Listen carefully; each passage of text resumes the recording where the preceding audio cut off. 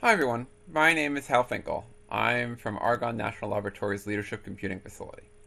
And I'm here today to talk to you about Clang plugins, what they are, how they work, and how we extended them to support domain-specific languages.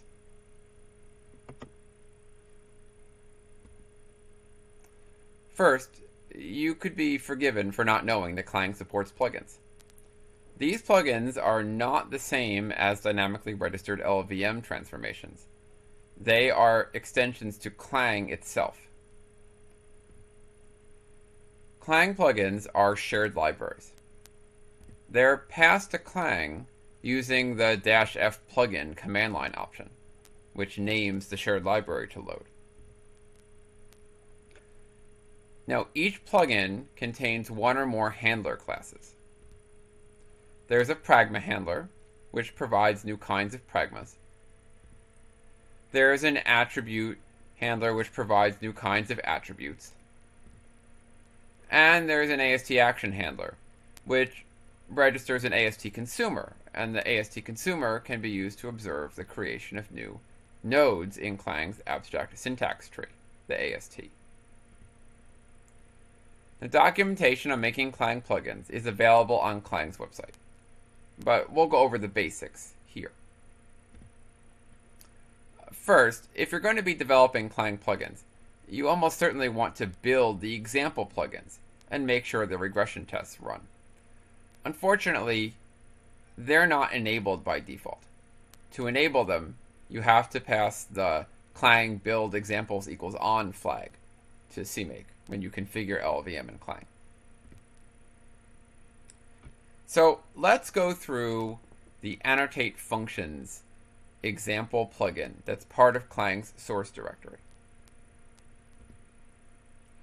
First, note that we include header files from Clang's AST and also Clang's lexical analysis infrastructure for preprocessing and so on.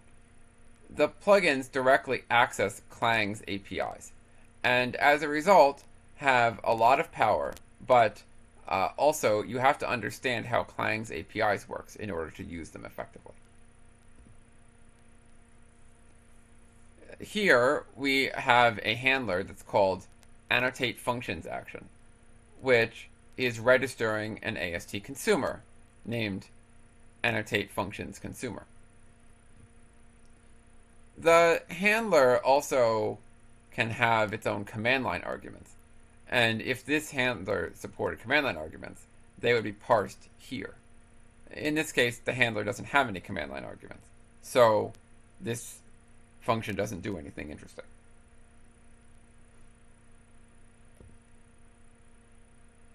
The handler also has some control over where and how it's registered. In this case, the handler should be run before the main action is executed. But it's also possible for this getActionType to return and after main action. Now, the consumer that I mentioned, annotate functions consumer, is defined here as well. In this case, it's a fairly simple consumer. It only handles one kind of thing, which is the creation of a top-level declaration. But I want to call something out. One, you'll notice that the plugin is directly accessing Clang's AST. But if you look more closely, you'll notice that it's doing more than that. It's actually modifying Clang's AST. Clang's AST is generally considered to be immutable, but there are some kinds of modifications that are allowed. Adding things is normally allowed, and adding attributes is allowed, and in this case, the plugin is adding an attribute to the relevant function declaration. I mentioned that the plugins have one or more handlers internally. And in this case, you can see that there's also a pragma handler that's inside the plugin.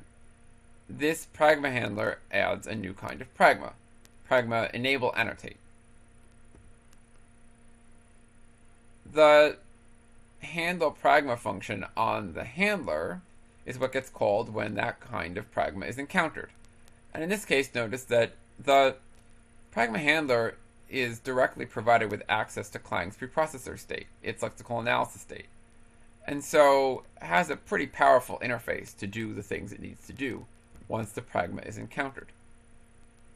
Also, the plugin has access to Clang's APIs, and it can use them to do things like produce diagnostics, much in the same way as Clang's code itself would. And from the user's perspective, the diagnostics that are produced should look like Clang's diagnostics. Also, each type of handler has a special registration object. In this case, there's one of these for the AST consuming registering handler, and the other one for the pragma handler. Now, let's talk for a few minutes about domain-specific languages.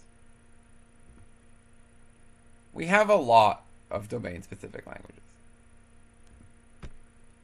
In the compiler space, there are some of these that are fairly well known. There's Lex and Yak, which have been around for a long time, Antler, RE2C, and many others. And of course, we shouldn't forget TableGen. That's our LLVM favorite. We have a domain-specific language in LLVM that is called TableGen. It's used by LLVM, it's used by Clang, and other projects in the LLVM project. It's a fairly powerful domain-specific language. In high-performance computing, we also have a large number of domain-specific languages that are used to create maintainable, perhaps portable, high-performance code. It's been hypothesized that domain-specific languages will eventually go away, and they'll be replaced by what we call embedded DSLs. But I don't think so. Not completely, anyway. Embedded DSLs are great. In C++, we have things like expression templates and template metaprogramming, and now context-aware programming.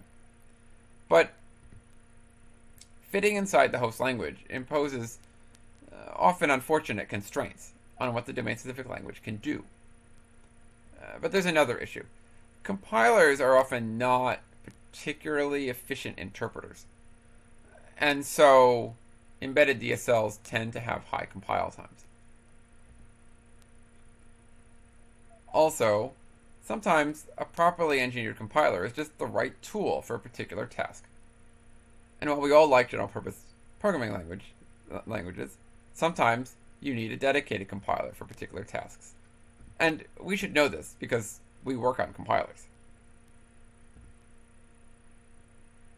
However, standalone DSLs are difficult to integrate into larger projects.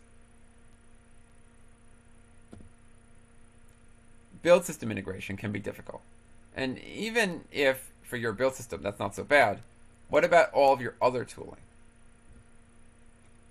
Also, DSL input is generally in separate source files. This impedes your source readability and makes it more difficult to understand your project, because logic that should be together is often oddly partitioned when you have domain-specific languages involved. Some things are in the DSL input, some things are in your general-purpose programming language, like C++. So, how do we want this to work? Imagine I had the ability in C++ to say, this function, the body of this function is defined using a domain-specific language, not regular C++. Then I'd be able to integrate things much more nicely. Now, Clang's plugins can extend Clang in various ways, but they're not quite powerful enough to do that. But what if we made a new interface that allowed just this to happen? And that's what we did. We made a new kind of handler called the syntax handler. And the implementation of this is currently available on my GitHub page. Now, how does it work? When parsing a function definition, if the definition has this attribute, Clang syntax, then the body of the function is not processed normally, but is captured as a token stream. We find the closing curly brace that matches the opening curly brace at the beginning of the function body. It is found by balanced delimiter matching.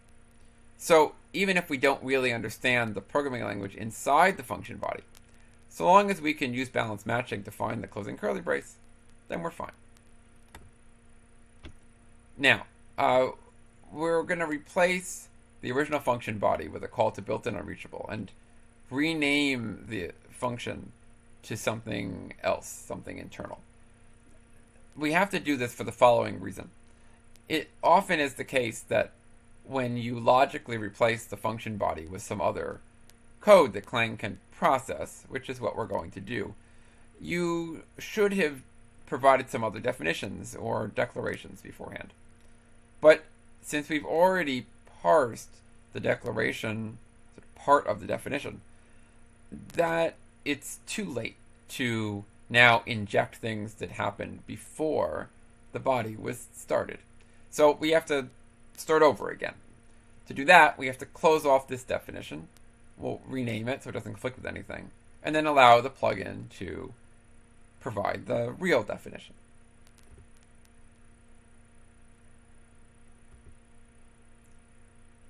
In any case, we've captured the token stream, and now we're going to call the plugin to get replacement C++ code.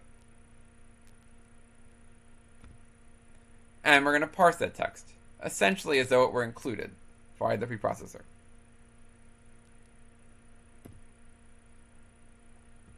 And then we'll continue processing as usual. Now let's look at what one of these syntax plugins looks like. This is a very simple one. It has a handler in the same kind of scheme as the other handlers. In this case, it derives from syntax handler, and it registers this new kind of syntax, in this case named tokens. When getReplacement is called, it's provided with the token string from the body. It's also given the declarator, so it has access to things like the function name and the function arguments and so on. Now, we can handle the tokens here directly, and that's sometimes convenient when interacting with C++ code. I'll explain more about that later. Or we can just turn the tokens back into strings and deal with them that way. As I mentioned, the original function declaration is renamed. So if we need a function with that declaration, and we normally do, we'll have to recreate it. And a utility function is provided for that purpose. Also, the handler has the ability to inject includes and other top-level definitions at the beginning of the translation unit.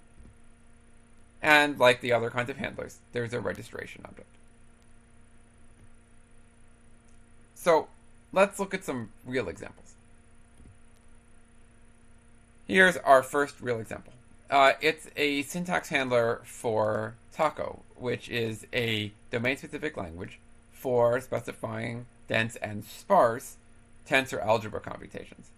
In this case, you can take a function body, you can put in a tensor algebra expression, and the syntax handler will expand that into the necessary code. The code that's needed is actually a little bit longer than this. If you look carefully, you'll notice there are some places where there are dots in the expansion. But you get the idea of what this does. Here's another example. This is also a tensor algebra example. But this example is, as you can see, more complicated. It uses the tensor algebra input to X of Tn, which is a framework and library that allows you to create programs that evaluate tensor expressions in parallel on distributed memory machines and so on. And this represents a complicated tensor algebra computation, and it's all within this C++ function. So it's all naturally integrated.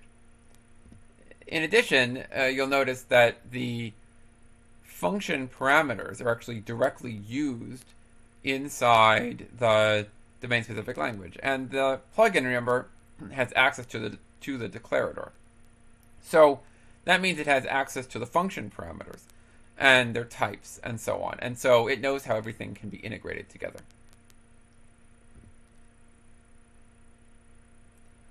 Here is a third example. This is a little bit different from the others. It's for a quantum programming language. as you're probably aware, people don't use quantum computers every day, not yet, but it's an active area of study. And one of the things that we need to figure out is, how do you effectively program a quantum computer? And moreover, how do you program hybrid quantum classical algorithms, where there's some state on the quantum computer that's being manipulated, but also classical state that's programmed? And ideally, we would like to be able to program the classical state in something close to a classical programming language, like C++, for example. Okay, so here we have this classical program that contains a little quantum program in it. So we have a syntax handler, and let's look at what it does. It expands this program into something that calls into a framework for evaluating this program on a quantum computer, or a quantum simulator. In this case, the translation looks fairly direct, but you can imagine other optimizations that might happen beforehand. And we'll talk a little bit about how you can integrate regular C++ code in here as well. So here's another example. This is also for Qcore, which is this quantum programming language that uses the syntax extension. And in this case, notice it's a little bit more complicated. There still is one of these quantum operators in there, but there are also bits that look like regular C++ code. And they are C++ code. First, the trivial bit, there are C++ comments in here. The syntax handler, since the code is preprocessed before the token stream is handled, you automatically get support for things like comments. But there's more than that. The domain-specific language may have a way of mixing regular C++ code with its domain-specific logic.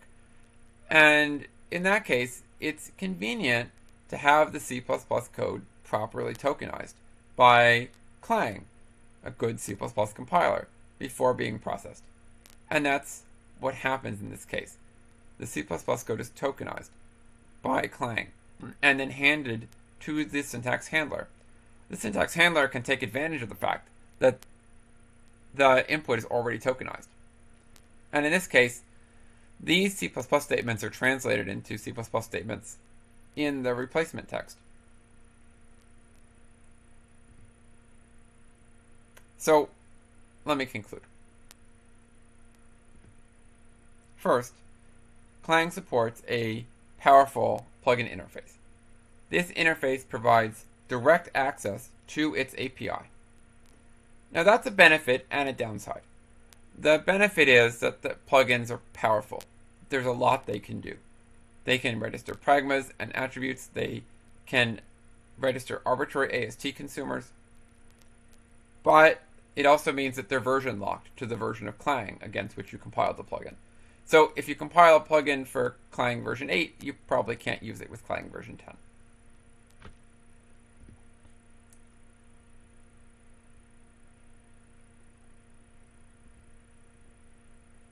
The extension that we provided to Clang's plugins enables them to support domain-specific languages. And the integration works via these syntax plugins with syntax handlers. They allow you to replace function bodies with other replacement code that Clang then goes on to process in the usual way.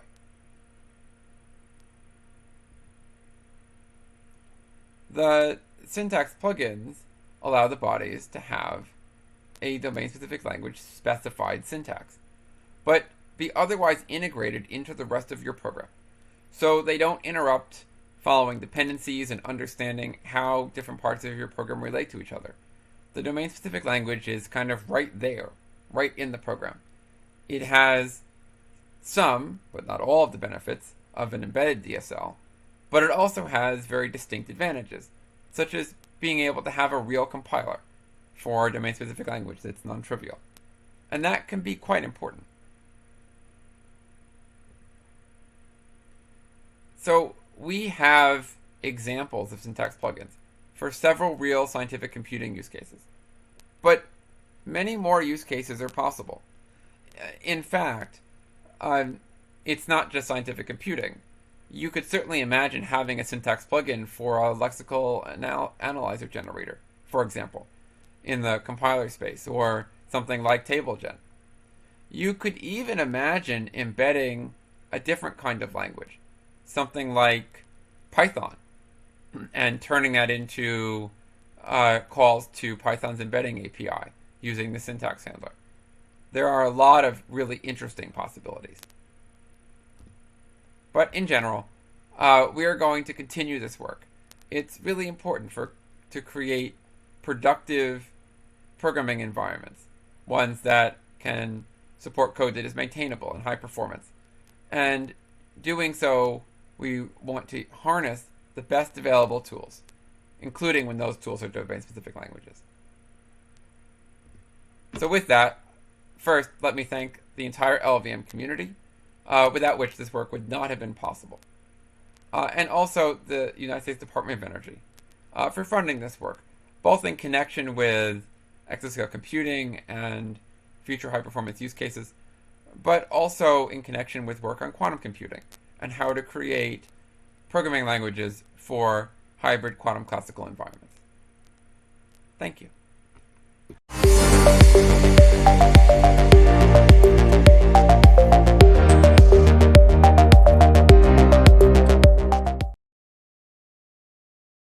Hello, everybody. My name is Alex McCaskey. I'm a computer science researcher at Oak Ridge National Lab. I'll be moderating this live Q&A session following the presentation that you just saw by Hal Finkel about Clang Plugins and the syntax handler plugin that has been recently developed for embedding domain-specific languages within C++. Just to briefly mention, Hal is a compiler technology lead at Argonne National Lab. He's been working with Clang and LLVM for a long time now. So thank you, Hal, for giving that great talk. We'll go ahead and dive into these questions. Like I said, this is live Q&A, so if anybody has any questions as we're going through, please feel free to add them to the question box in the Whova app. The first question here is talking about forward declarations. So when replacing the function because of possible forward declarations, does this mean that uses will refer to the old definition and later uses to the replacement, or how does that work out? So the replacement is generated instead of the definition. So it's true that if you forward declare something and then you later have a syntax handler that attaches to a definition and you replace that function with some incompatible or inequivalent definition, then that could be problematic. And I'll leave that to the future work to see if we can get a better way of handling that situation. Okay, the next question here is how friendly are diagnostics for incorrect code written in the DSL itself? Yeah, that's a great question. So there are sort of two pieces to answering this question.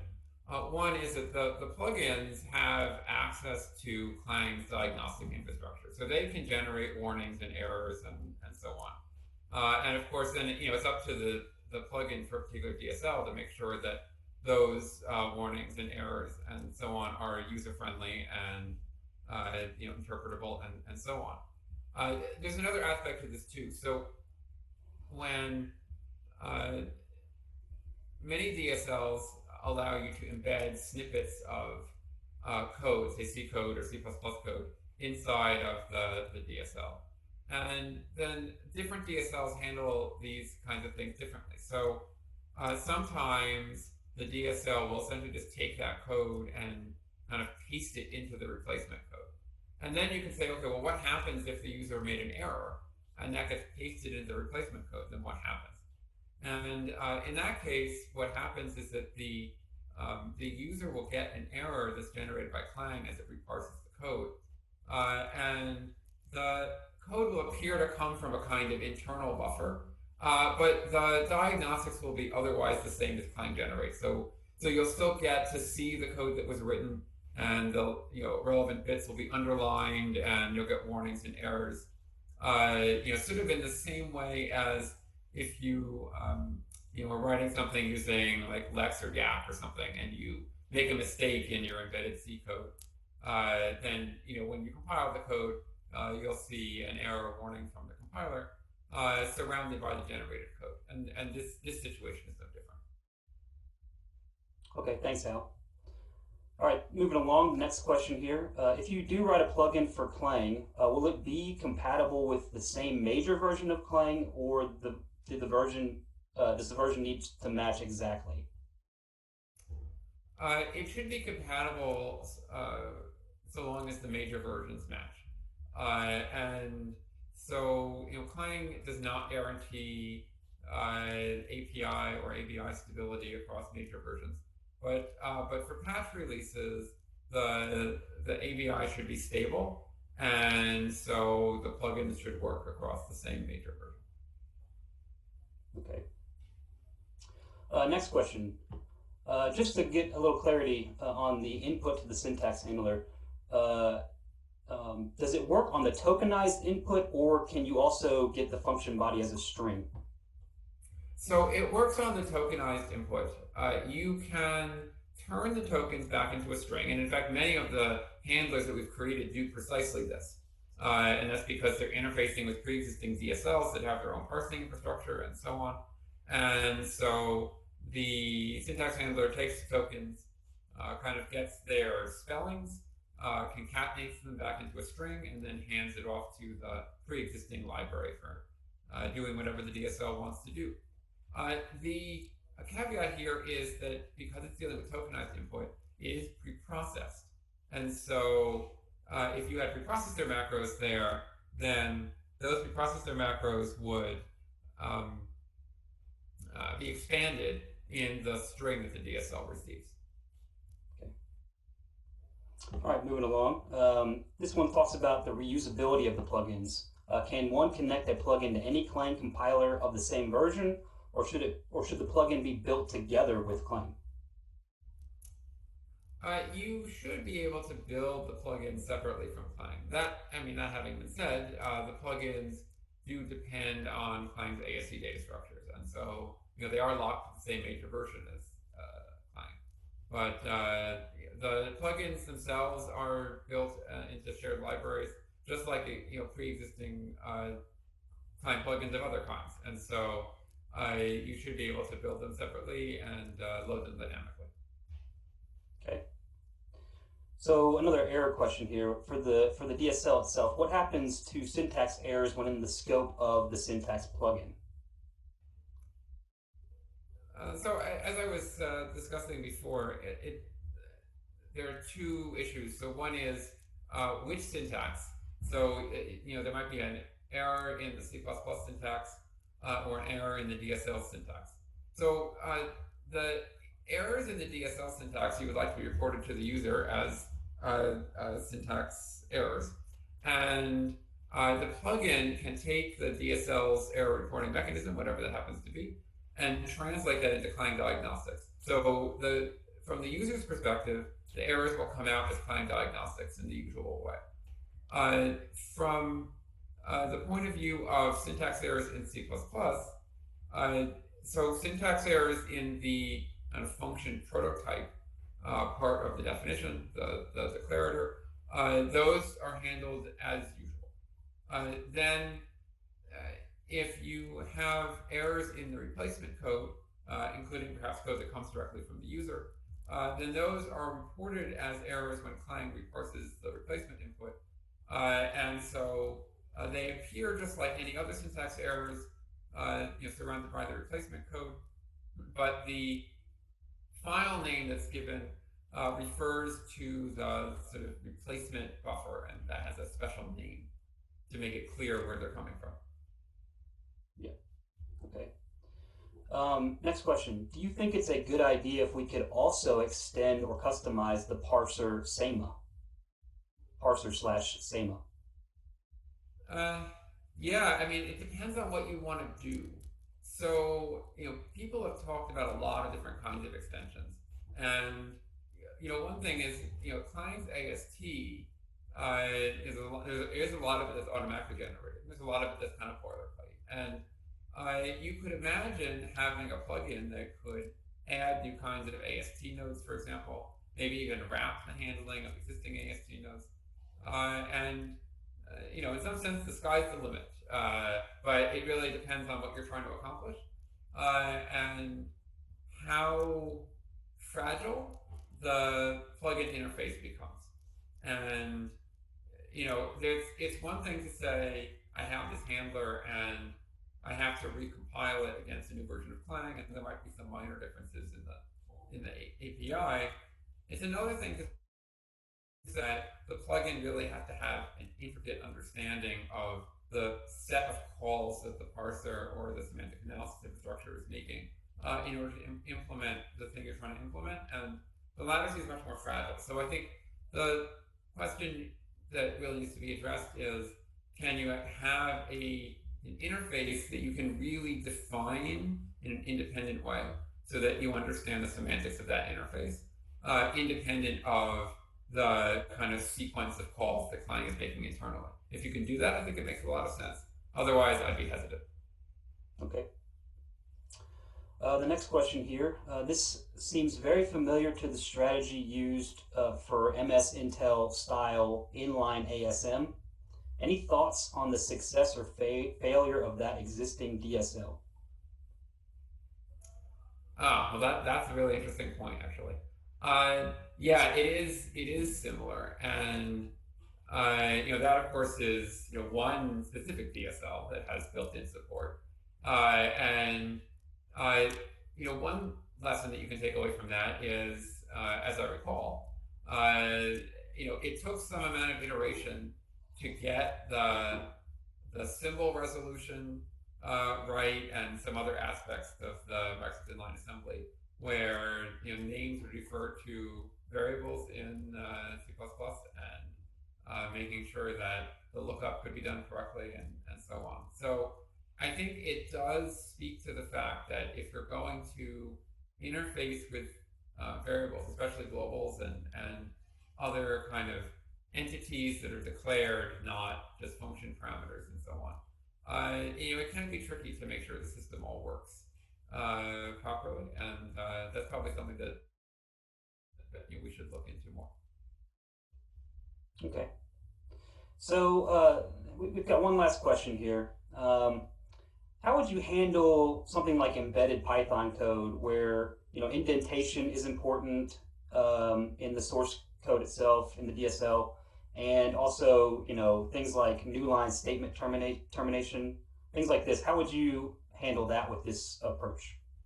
Yeah, that's a great question. So the token spellings preserve information about column offsets and lines and so on.